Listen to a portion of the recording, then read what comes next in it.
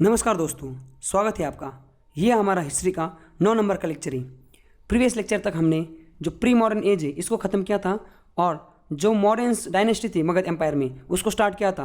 और last lecture में हमने जो चंद्रगुप्त मौर्य उनके बारे में, उनके जो बेटे बिंदुसारा उनके बारे में और जो चाणक्य उनके बारे में, ऐसे 3 लोगों के बारे में पढ़ा था जो मौर्य एम्पायर है, मगध एम्पायर में जो मौर्य डायनेस्टी इससे बिलोंग करती। और आज का जो लेक्चर है हमारा वो काफ़ी इंटरेस्टिंग होने वाला है, क्योंकि आज का जो लेक्चर है उसमें हम सबसे इंटरेस्टिंग जो पर्सनैलिटी एशियन हिस्ट्री की उसके बारे में पढ़ने वाले हैं। आज का लेक्चर हमारा अशोका के ऊपर है।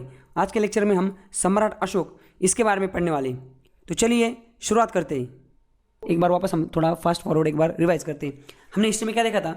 हमने एक चीज़ देखी थी कि जो बुद्धिज्म हो गया था, खत्म हो गया था बुद्धिज्म, जैनिज्म और वैदिक जब खत्म हो गए थे, तो जब 600 BC 600 जब BC आई थी ना, उस टाइम पे जनपदा और महाजनपदा नाम की चीज़ थी। ऐसे 16 महाजनपदा थे, उनके बीच में राइवलरी थी, दुश्मनी थी, एक दूसरे से सारे लड़ते थे। बाद में सुप्रीमेसी हासिल की मगध ने। मगध एक महाजनपदा था, उसने बाकी अंगा पुंगा सबको हरा दिया और खुद एक एम्पायर बन गया। तो मगध क्या हो गया? राज्य बन गया। मगध एक टाइप का मतलब देश टाइप बन गया मगध। और वहाँ पे अलग अलग डायनेस्टी आ गई। तो सबसे पहले जो डायनेस्टी वहाँ पे थी वो थी हरंका डायनेस्टी। उसका पहला जो राजा था वो था बिम्बिसारा। उसके बाद उसका बेटा था अजातशत्रु। उसके बाद उसका बेटा था उदयन। अब उदयन के बाद ऐसे 2-4 और राजा आए थे, वो इतने पॉपुलर नहीं थे। एक टाइम क्या हुआ, एक काशी का जो वाइसरॉय था उसने इसको टपका दिया लास्ट वाले को और वो खुद राजा बन गया। उसका नाम था सिसुंगा। फिर क्या आ गई सिसुंगा डायनेस्टी आई। उसमें 2 राजा थे, एक था सिसुंगा, दूसरा था काल अशोका। समझ गए आप? अब ये जो अजातशत्रु था इसने बुद्धिस्ट की फर्स्ट काउंसिल का गठन किया था। ये जो काल अशोका था उसने दूसरी बुद्धिस्ट काउंसिल का गठन किया था। और बाद में काल अशोका को और एक दूसरे आदमी ने टपका दिया और फिर वो राजा बन गया और उनकी डायनेस्टी आई। वो जिसने काल अशोका को टपकाया था उसका नाम था महापद्मानंदा। और फिर का नंद डायनेस्टी आई और उसके बाद उसका दूसरा बेटा आया, मतलब उसका बेटा आया धनानंदा। तो महापद्मानंदा और धनानंदा इन्होंने कौन सी डायनेस्टी थी यहाँ पे? नंदा डायनेस्टी। तो ऐसे हमने मगध एम्पायर में शुरू में देखा था 3 डायनेस्टी थी। हरंका डायनेस्टी, दूसरी थी सिसुंगा डायनेस्टी और तीसरी थी नंदा डायनेस्टी। उसके बाद ये जो धनानंदा था लास्ट वाला, इसको टपकाया किसने? चंद्रगुप्त मौर्य जो था उसने टपकाया with the help of Chanakya. और उसके बाद ये डायनेस्टी खत्म हो गई और नई डायनेस्टी आई मगध एम्पायर में जिसका नाम था मौर्य डायनेस्टी। समझ गई? और ये हमारे एग्जाम के लिए बहुत इंपॉर्टेंट है। अब मौर्य डायनेस्टी में क्या हुआ था? ये धनानंदा जो लास्ट वाला जो था धनानंदा को किसने हराया था? चंद्रगुप्त मौर्य ने हराया था। वो कैसे था, क्या था, हमने लास्ट लेक्चर में एकदम डिटेल में देखा था। आप इसको जिसने देखा नहीं है वो कल की रिवीजन वाली लेक्चर देख ली। उसके बाद आज का जो लेक्चर है उसमें हमें ये देखना है कि हमने वो तो देख लिया, चंद्रगुप्त मौर्य देख लिया, बिंदुसारा देख लिया और चाणक्य भी देख लिया। अब सबसे इंपॉर्टेंट जो हमारा हीरो है एशियन हिस्ट्री का वो है अशोका। वो अशोका को हमें आज के लेक्चर में देखना है। और अशोका इतना इंटरेस्टिंग आपको बताता हूँ, मतलब समझ रहे, इसको जब मैंने फर्स्ट टाइम पढ़ा था मैं एकदम कातिल हो गया था इसका, मतलब प्यार में पड़ गया था इसके। अब देखो इसमें हमें अशोका को देखना है। हम अशोका का एकदम शुरू से देखते हैं। अशोका जो था ना, ये जो बिम्बिसारा है, बिम्बिसारा का दूसरी औरत का मतलब दूसरी बीबी का लड़का था। समझ गए? बिम्बिसारा जो था चाणक्य का जो लड़का था बिम्बिसारा, इसकी पहली बीबी थी, उसको 2-4 लड़के थे और दूसरी बीबी थी, इसका लड़का था अशोका। अब जैसे कि आपको पता होगा जो नॉमिनेशन होता है, बाप के बाद राजा कौन बनेगा, वो होता है पहली बीबी का जो बड़ा लड़का होगा वो राजा होता है। बट ये जो पहले ये थे ये इतने काबिल नहीं थे और ये बहुत कुछ ज़्यादा ही काबिल था अशोका। बट फिर भी इन दोनों के मतलब ये जो इसके सौतेले भाई इसके और इसके काफ़ी झगड़े होते थे। और बिम्बिसारा इसको बहुत इससे मतलब ये बहुत गुस्सेल टाइप का था, ये कभी किसी का कुछ भी कर सकता था, इसलिए बिम्बिसारा इससे डरता था। इसलिए डरता था मतलब इसका बाप इससे मतलब ये बाप को लगता था ये समझने का शॉर्ट टेम्पर है, कुछ भी इनको मारना दे, इसलिए इसको ना उज्जैन का इसके बाप ने बिम्बिसारा ने अशोका को उज्जैन का ये बना दिया था, क्या बोलते इसको, वाइसरॉय बना दिया था, वहाँ पे भेज दिया था उज्जैन का गवर्नर। और वहाँ पे उज्जैन के सारा का सारा उज्जैन का जो कारोबार है वो ये देखता था। समझ रहे ना अभी आप? तो बाद में क्या हुआ, ऐसे कुछ सरकमटेंसेस आए कि इसने अपने भाइयों को मार दिया और फिर ये राजा बना था। वो क्या था वो हमें सारा आगे देखना है। समझ गए? ये हमने थोड़ा साउथ के मूवीज़ की तरह बैकग्राउंड देख लिया। अब हमें एकदम एक्चुअल स्टोरी से देखते हैं, शुरू से देखते हैं एकदम। क्या देखो, अशोका क्या था, बिंदुसारा और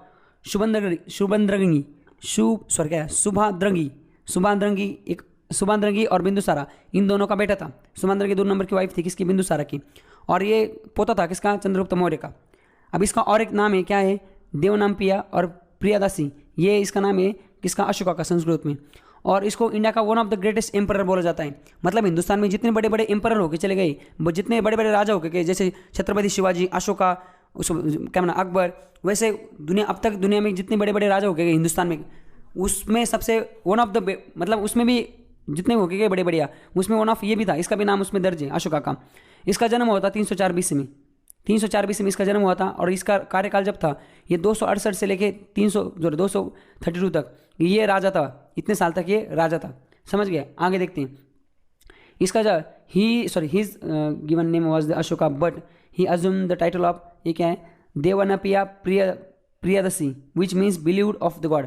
मतलब जो भगवान में बिलीव करता है वो, ये छोड़ो इतना कुछ काम का नहीं है, बस इतना याद रखो कि इसका जो नाम था वो देवनपिया एंड प्रियासी भी इसका नाम था।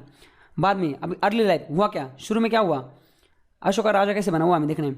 अशोका का जो एम्पायर था ना वो अफगानिस्तान से लेके वेस्ट में कहाँ तक, बांग्लादेश में ईस्ट में था। देखो अभी का जो बांग्लादेश है ईस्ट में, यहाँ से लेके अफगानिस्तान यहाँ तक इसका राज्य था। इसने सारे इंडिया को कवर किया था, बस केरला और तमिलनाडु और श्रीलंका छोड़ के, इतना पार्ट छोड़ के सबसे बड़ा, मतलब अशोका के बाद अकबर का थोड़ा इससे भी थोड़ा कम था, इतना बड़ा एम्पायर था अकबर का भी। अशोका का जितना एम्पायर जो था ना वो अब तक उतना एम्पायर इंडिया में किसी का नहीं था। मतलब अशोका ने जहाँ जहाँ तक राज किया था पूरे इंडिया में, जितना टेरिटरी जितना लैंड उसके राज्य के अंडर कवर में था, मतलब जब वो राजा था पाटलिपुत्र में मगध का, तब उसके राज्य में जितना बड़ा लैंड था जहाँ तक उसकी जुडिक्शन थी वहाँ तक वो किसी बाद में किसी भी राजा के उतना लैंड नहीं जीत सका। मतलब अशोका मरने के बाद इंडिया में दूसरा ऐसा कोई राजा ही नहीं पैदा हुआ जिसने इतना बड़ा लैंड अपने कार्यकाल में इतना बड़ा लैंड अपने एम्पायर में मर्ज किया हो। समझ गया आप? उसके बाद उसने काफ़ी मिनी एडिक्स, अशोका ने काफ़ी एडिक्स बनाए। एडिक्स मतलब क्या, इसने पिलर बनाए काफ़ी, मतलब उस पिलर में काफ़ी चीज़ें, वो आगे देखते क्या होता है एडिक्स। समझ गए? अशोका जब राजा था तो क्वेश्चन आएगा उस टाइम पे कैपिटल क्या था। उस टाइम पे कैपिटल था पाटलिपुत्र और तक्षशिला और उज्जैन।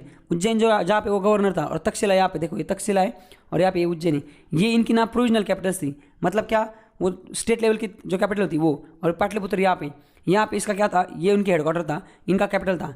मतलब जब अशोका राजा था उस टाइम पे पाटलिपुत्र जो है अभी का पटना जो है बिहार का, वहाँ से ये पूरा इंडिया चलाया जाता था।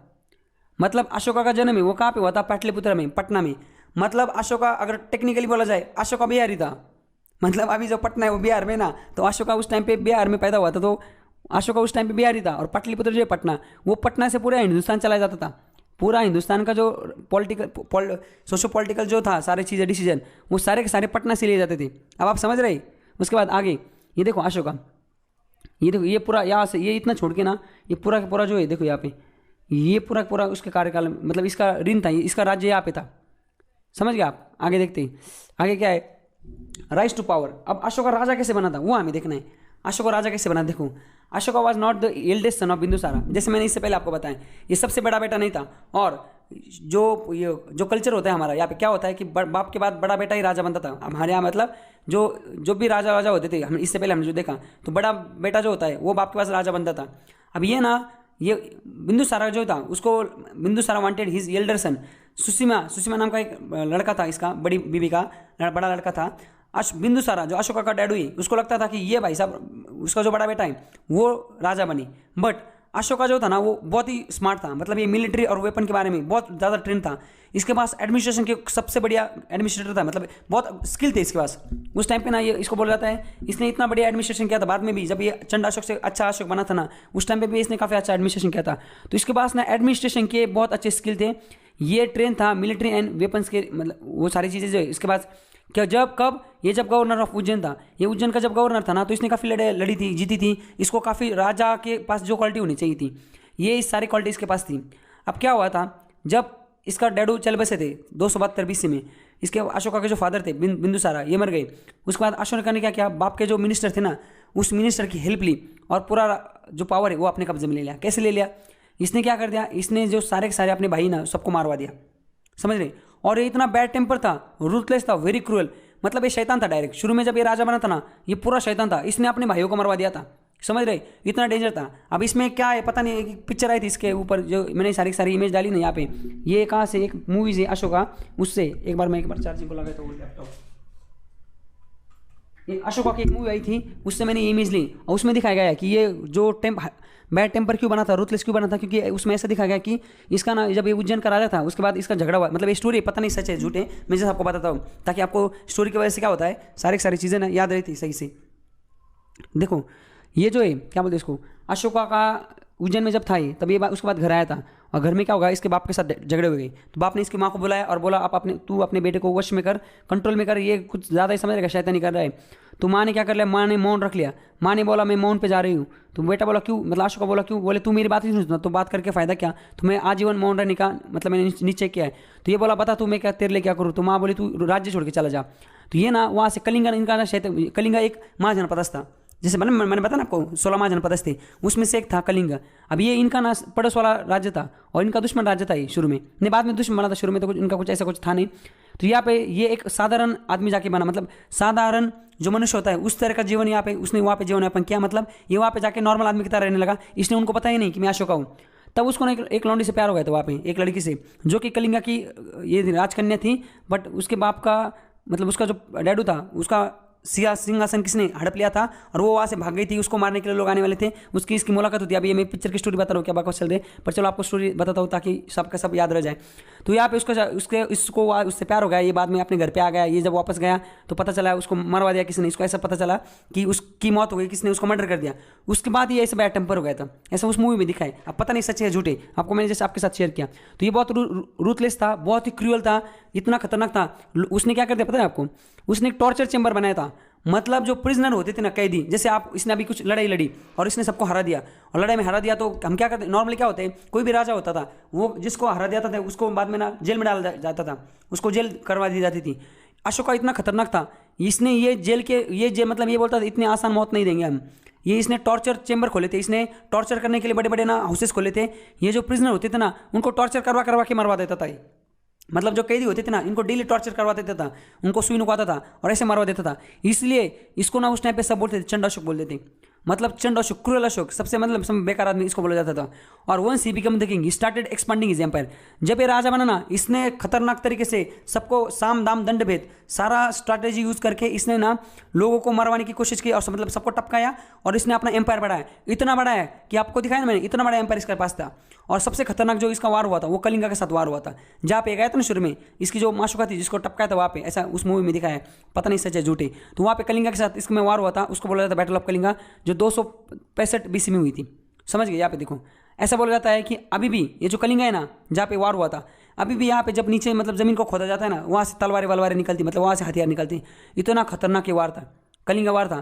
तो इसने क्या हुआ था उस टाइम पे, इसने वहाँ पे इतने लोग मर गए थे। देखो बैटल ऑफ कलिंगा 265 BC में हुई थी और इतने वहाँ पे लोग मर गए थे कि ऐसा बोला जाता है कि जब बैटल हो गई थी ना, जब वहाँ बैटल, इसको एक्चुअली अशोक को ना दुख नाम की चीज़ नहीं पता नहीं थी, इसको पेन ही पता नहीं था। ये राजघराने में जन्मा था और ये पहले भले ये कलिंगा में घुमा हो पर इसको ना मौत का खौफ क्या है वो नहीं पता था, ये डरता नहीं था किसी चीज़ से। जब कलिंगा ने इसने इतने लोगों को, लाखों लोगों को मरवा दिया ना, तो ये बाद में ना वहाँ पे गया था, उस जब वार हुआ तो वहाँ पे गया थी।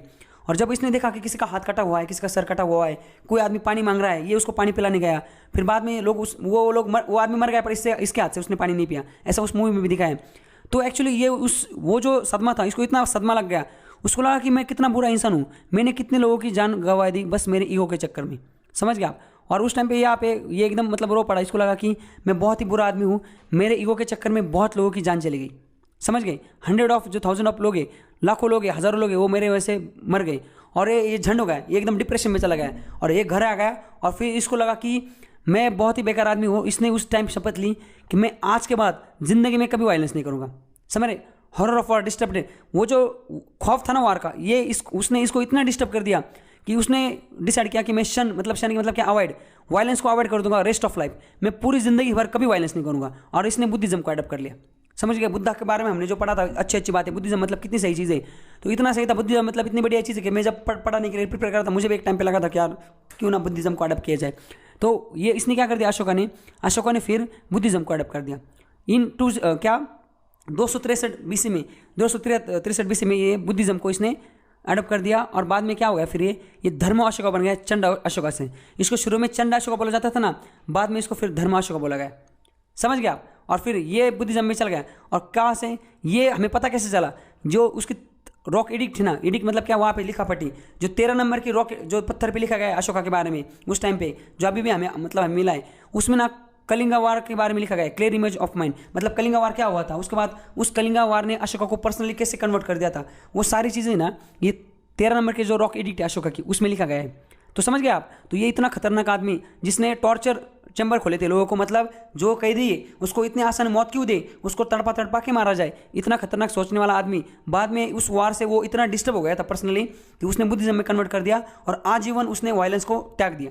समझ गए? यहाँ तक आपने अब क्वेश्चन इस पे क्या क्या आ सकते हैं। देखो सबसे पहले यहाँ पे क्वेश्चन क्या है, ये जो अशोका था वो उसके जो अलग अलग जो मतलब उसका जब डैडो का एम्पायर था ना पाटलिपुत्र में मगध, उसमें अलग अलग जो तक्षशिला का मतलब तक्षशिला अलग अलग उनके प्रांत थे।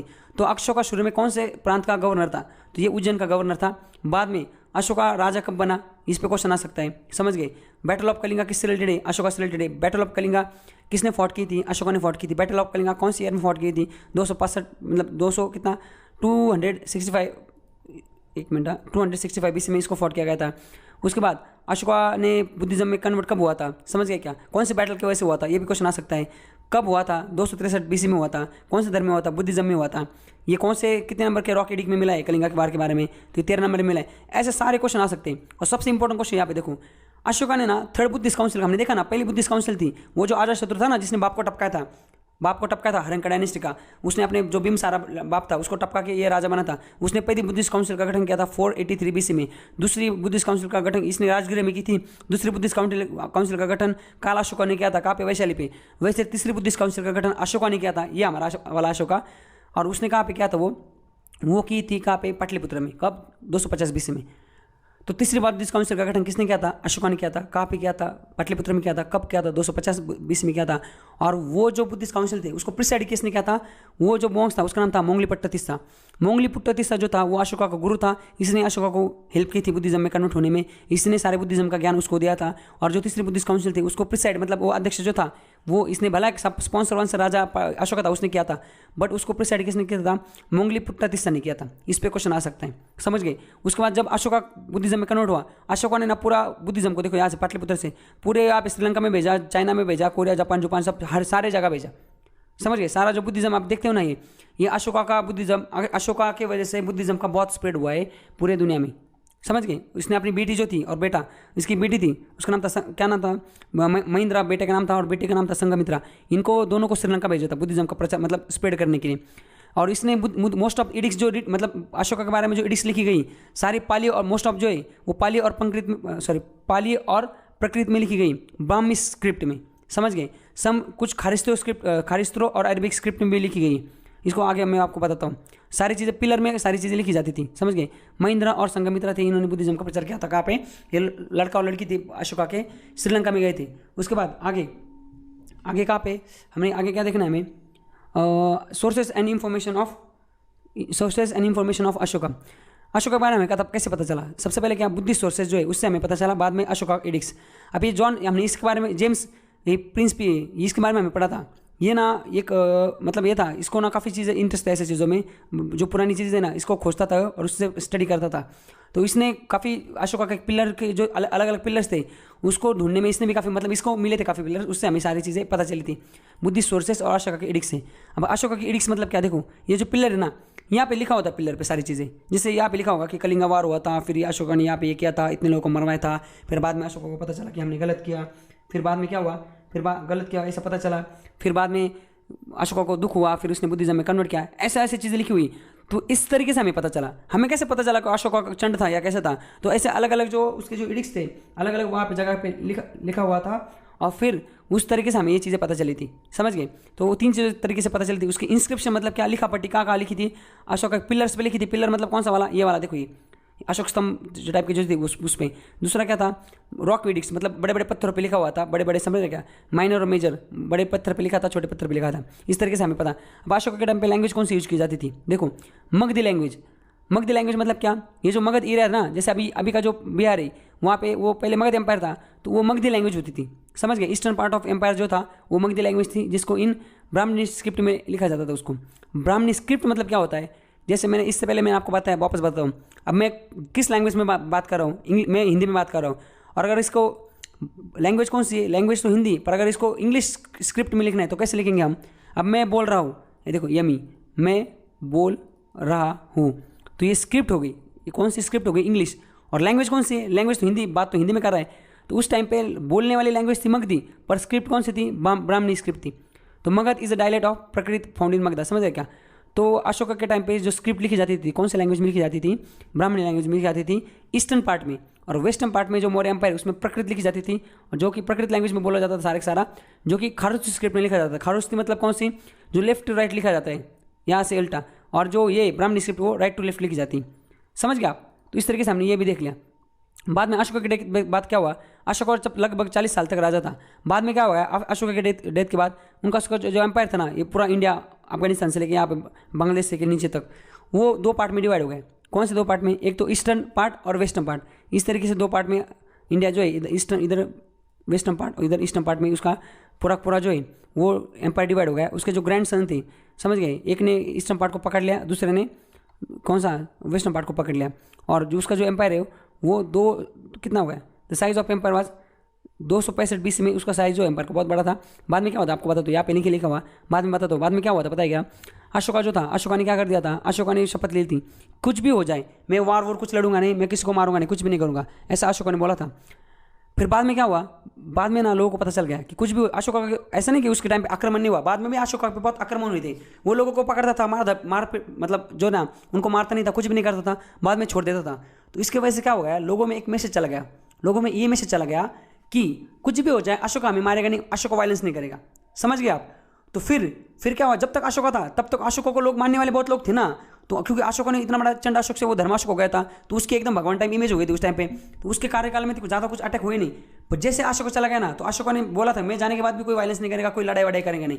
बट आस पास उसके जो राजा थे, मतलब जो किंगडम थे, उनको लगा, पता चल गया कि अशोका हमें कुछ नहीं करेगा, अशोका ना हमें मारेगा ना कुछ भी नहीं करेगा।